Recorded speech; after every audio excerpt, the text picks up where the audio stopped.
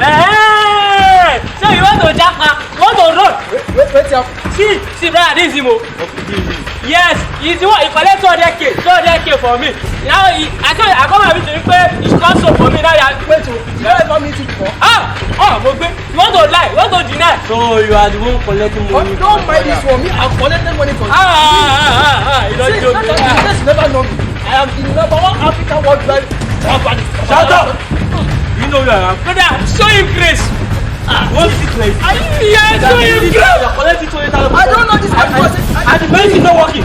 See, if I shock you, now this one is made for me. Even soldier cannot arrest me. He's up. Show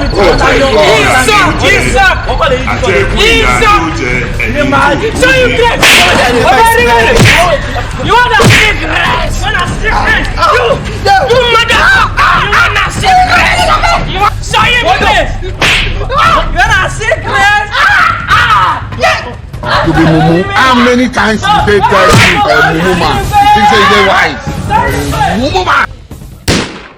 Ladies and gentlemen, thank you very much. God bless you. Please subscribe to Mstarcomedytv on YouTube to get more entertaining and more comedy videos. Thank you very much. Subscribe to Mstarcomedy on YouTube to get daily entertainment videos. Thank you very much.